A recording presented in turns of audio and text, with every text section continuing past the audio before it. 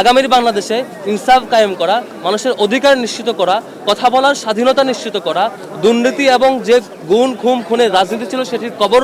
রচনা করা। নতুন এবং ফিরে আসা গ্রাহকদের জন্য নগদে চলছে ক্যাশব্যাক সহ প্রতিদিন হাজারো উপহার জেতার সুযোগ। হবে আশা আর ফেরা, সারপ্রাইজ সেরা।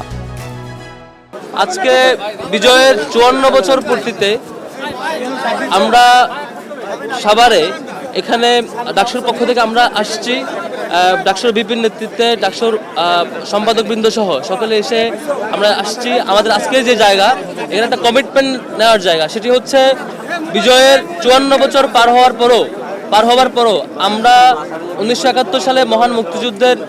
রক্তক্ষয়ী একটি সংগ্রামের মধ্যে, যুদ্ধের মধ্য দিয়ে যে স্বাধীনতা লাভ করেছিলাম, সেবার আমাদের কমিটমেন্ট ছিল আমরা ইনসাফের একটি বাংলাদেশ গড়ব, যেখানে মানুষেরা আজাদি পাবে, মানুষেরা তাদের কথাগুলো বলতে পারবে, মানুষের রাজনৈতিক স্বাধীনতা থাকবে, মানুষের সমান অধিকার, মানুষের যে প্রাপ্য অধিকার সেটি নিশ্চিত হবে। সেটি মহান মুক্তিযুদ্ধের একটি বড় কমিটমেন্টের জায়গা ছিল, কিন্তু আমরা সেটি ফেল হয়েছি। সেই জায়গায় আমরা দেখেছি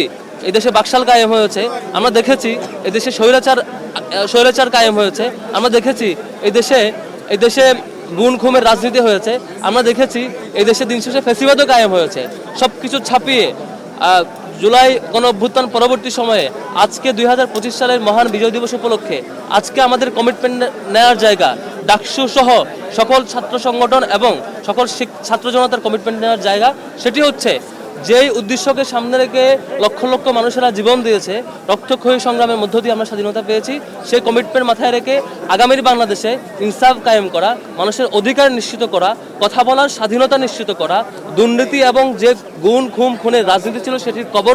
রচনা করা এবং আগামীর বাংলাদেশে সকল ধরনের অন্যায়, নির্যাতন এবং জুলুমের একদম পতন নিশ্চিত করা পর্যন্ত আমাদের যে লড়াই, সেই লড়াই জারি রাখবার কমিটমেন্ট নেওয়ার জায়গা এখানে আমরা নিতে এসেছি। আমরা মূলত আজকে ফুল দেওয়া এবং আনুষ্ঠানিকতা, সেটি শুধুমাত্র একটি আনুষ্ঠানিকতা না, এর মধ্য দিয়ে আমরা যদি কমিটমেন্ট না নিতে পারি, আজকে এত মানুষ আসার মধ্য দিয়ে এখানে যতই ফুল দেয় না কেন, যতই আনুষ্ঠানিকতা উদযাপন করে না কেন, কমিটমেন্ট না নিয়ে যদি আমরা আমাদের করণীয় ঠিক করতে না পারি, দিন শেষে আবারও ব্যর্থতার দিকে আগাবো।